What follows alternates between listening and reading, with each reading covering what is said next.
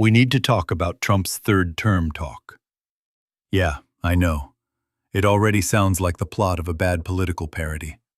But unfortunately, this one is based on real quotes from real people with real power. On October 23, 2025, Donald Trump's former White House chief strategist, Steve Bannon, sat down with The Economist for a nearly 40-minute interview. In that conversation, he didn't just talk about policies or culture wars. He talked about how to seize American institutions and what kind of country he wants to build. And then he dropped the line that should make every American voter sit up straight. Instead of me paraphrasing it, imagine hearing this in his own voice. Trump is going to get a third term. Trump 2028. He'll be president in 2028. People should just get used to that. As for the 22nd Amendment, there are alternatives. There's a plan. At the right time, we'll explain the plan. There's a plan. Not a joke. Not a meme. Not a prank, bro. A plan. This isn't some random guy on a podcast. This is someone who helped design Trump's first term, saying, very calmly, that they're working on a way to get around the part of the Constitution that says, 2 terms, that's it, thanks for playing. Bannon didn't stop there. He also described Trump as some kind of instrument of divine providence, basically implying that God's political party has a very orange favorite, and insisted the country needs him back in the Oval Office to finish what was started. Now, I don't care if you're left, right, libertarian, socialist, apolitical, or just here because the algorithm bullied you into watching stickman animations. If you believe the Constitution isn't just decorative wall art, this should at least raise one eyebrow. Maybe both. For years, people have laughed this kind of thing off. It's just trolling. It's to trigger the libs. It's all theater. But when a former top advisor starts talking about an actual strategy to ignore a constitutional term limit, the mask isn't just slipping. It's on the floor doing cartwheels. Now, some people will say, okay, you're overreacting. This is fear-mongering. Nobody's actually going to pull this off. And to be clear, the goal of this video isn't to scream, "The sky is falling," for clicks. The real question is simpler and much more uncomfortable. Can anyone give a solid, logical reason why we shouldn't take this seriously? Because so far, relax, it's probably a joke, is not the constitutional argument of the century. And yes, I know, Trump recently said on Air Force One that the 22nd Amendment is, quote, pretty clear that he can't run for a third term. He even added that it's too bad. Some people hear that and instantly relax. See? He admitted it. Case closed. Roll credits. But can we really just shrug and walk away after years of winks, hints, and maybe we'll give that a shot someday comments? If your friend keeps joking about robbing a bank, buys a ski mask, studies the vault blueprints for fun, and then says, relax, I know it's illegal. Are you completely reassured? Exactly. So, how worried should we actually be? That's the question of this video. To answer it, we need 3 things: a little history, a little imagination, and a lot of coffee. First, the history part. The 22nd Amendment, the rule that says presidents only get 2 terms, wasn't in the original Constitution. The founders didn't write, 2 and done, no extensions. For most of American history, there was no official term limit at all. It was more of a vibes-based system. It all started with George Washington. After 2 terms, he could have easily stayed. There was no Netflix, no YouTube, no stickman channels. He had time. But he stepped down voluntarily in 1797 and went back to his farm.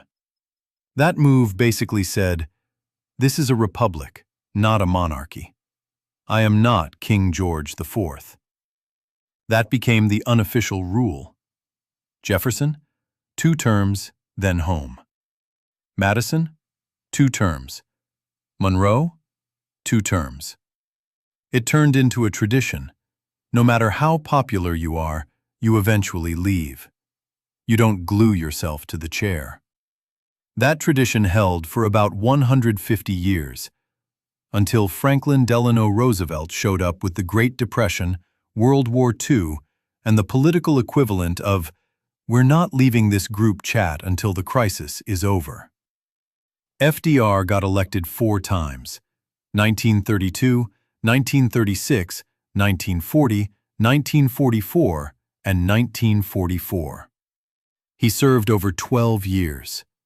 Politically, he speed-ran the presidency. Many people supported it because the world was on fire, and they didn't want to switch drivers mid-crash. But after he died in 1945, Congress had a "maybe this is too much" moment. They looked at his 12-plus years and said, "Okay, that was a lot. We probably need an actual rule now." So in 1951, the 22nd Amendment was ratified. It's short but brutal. No one can be elected president more than twice. If you take over for someone else for more than 2 years, you only get elected once on your own. Maximum shelf life? About 10 years. The whole point was to prevent exactly the thing we're now casually talking about on cable news. One person holding on to the presidency like it's a limited edition NFT. And it's not just an American paranoia thing. Other countries have played this game, and spoiler alert, it doesn't end cute. In Russia, Putin hit his term limit, swapped titles, came back, reset his count, and now it's basically, "Welcome to Vladimir and Friends," featuring some decorative elections. In China, they had a 2-term limit, then removed it for Xi Jinping, who is now, let's say, on the lifetime subscription plan. Trump literally praised Xi back in 2018, joking about "president for life" and saying, "Maybe we'll try that someday." Everyone laughed. But again, jokes that keep repeating often turn out to be test balloons.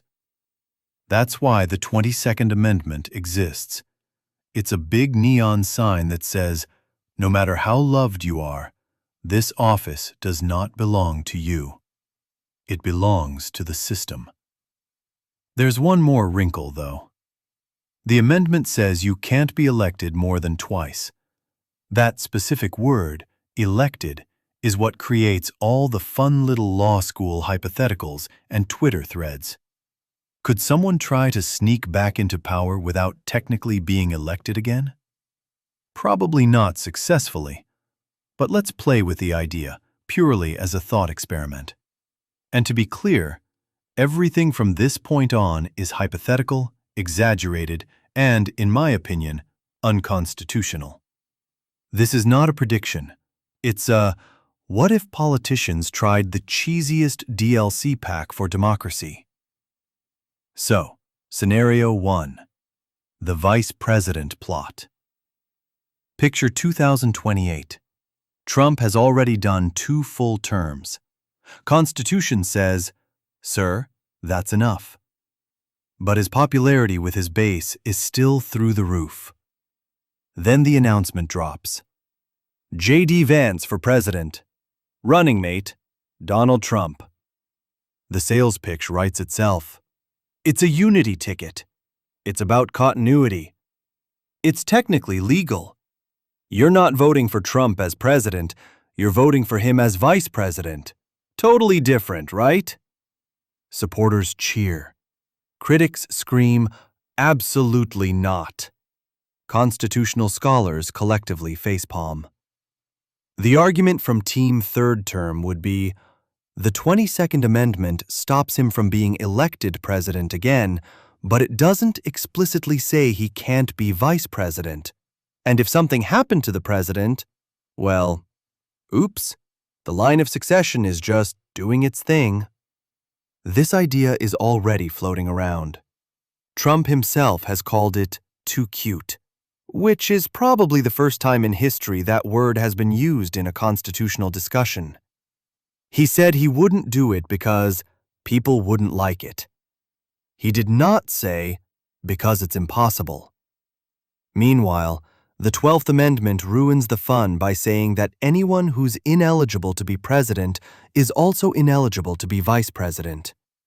Most legal experts look at the two amendments together and say, yeah, no.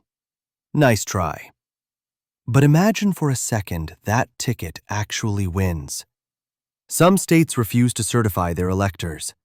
Lawsuits pile up. The Supreme Court gets dragged in. Cable news becomes a 24/7 screaming contest. Stickman runs across the screen holding the Constitution like a fire extinguisher. Would it ultimately work? Almost certainly not. Would it cause a political meltdown that makes 2020 look calm? Absolutely. The real danger isn't that this specific scheme succeeds. It's that we're even entertaining it seriously for a former two-term president. Because every constitutional crisis starts with someone saying, well, the rules are a little vague if you squint. Scenario 2. The emergency button. This one sounds like a movie, but unfortunately it's based on how real authoritarians operate. The idea goes like this. Create or amplify a serious crisis, war, chaos, some national emergency, and then argue that normal elections need to be delayed, adjusted, or put on hold for safety. You don't cancel democracy, you temporarily pause it. For its own good, of course. The U.S. really has carried out operations and strikes abroad, talked about threats, talked about cartels, instability, and so on. It's not hard to imagine an administration saying, "This is the most dangerous moment in modern history. Is this really the time to change presidents?" Here's the good news. Legally, this is almost pure fantasy. Congress sets Election Day by law. The 20th Amendment locks the end of a presidential term at noon on January 20th. There is no "unless vibes are bad" clause. Even during an emergency, the president does not get a "stay longer" power-up. Any attempt to rewrite those dates by executive magic would trigger lawsuits, state resistance, probably massive protests, and judges burning through caffeine at record speed. Could a crisis be used as rhetorical pressure? Yes.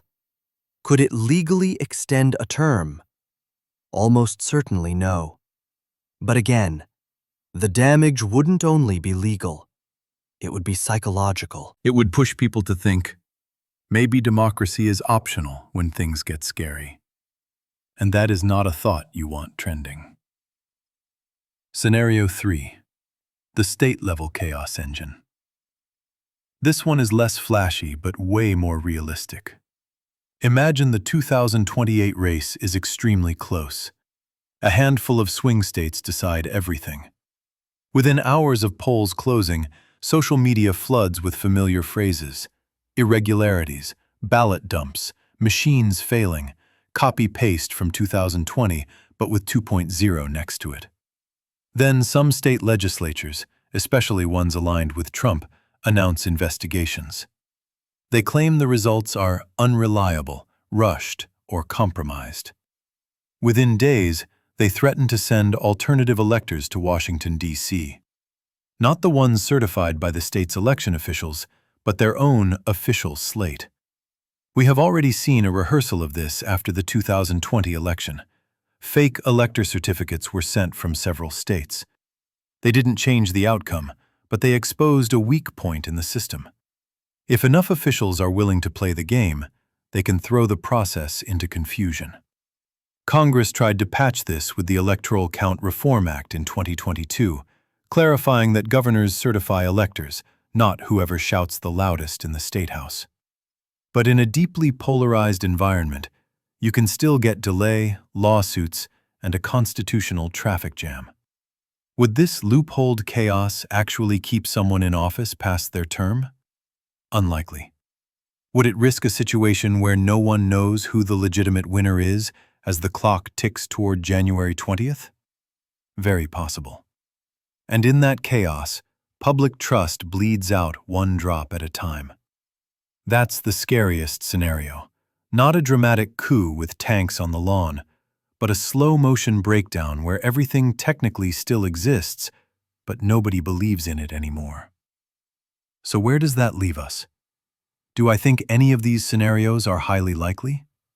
Honestly, no. The laws, the courts, and the sheer amount of institutional resistance still matter. There are Republicans, judges, and officials who have already pushed back publicly and said, "There's no path for this." But here's what is likely. The idea of a third term will keep getting tested, joked about, floated, and just asking questions-ed. Not because there's a guaranteed master plan that will succeed, but because pushing boundaries has become part of the political brand. And that's why Bannon's comments, Trump's hints, the 2028 hats, the "rewrite the rules" slogans, they all matter. Not as proof that democracy is doomed tomorrow, but as evidence that the line is being nudged, poked, and slowly, steadily moved. You don't have to be a constitutional scholar to see the pattern. You just have to notice when "that would be insane" slowly turns into, I've heard crazier. So how concerned should we really be? Concerned enough not to tune it out. Concerned enough not to treat third term as a harmless meme. Concerned enough to remember that the 22nd Amendment wasn't written because everything was fine. It was written because people saw what can happen when a popular leader stays forever. This video isn't here to tell you who to vote for. It's here to remind you that no politician, no matter how entertaining or chosen they seem, is supposed to be bigger than the system. If you've watched this far, congratulations. You officially care more about the Constitution than some people who swore an oath to defend it. Whether you're left, right, or just here for the stickman chaos, one thing should be non-negotiable. 2 terms means 2 terms. No secret plans, no divine exceptions, no DLC packs for democracy. If you enjoyed this little tour through constitutional nightmare fuel, feel free to like, subscribe, and tell me in the comments which scenario you think is the most ridiculous, and which one secretly worries you the most. And hey, if anyone out there does have a plan for Trump 2028, I sincerely hope the only place it works is in badly drawn stickman cartoons.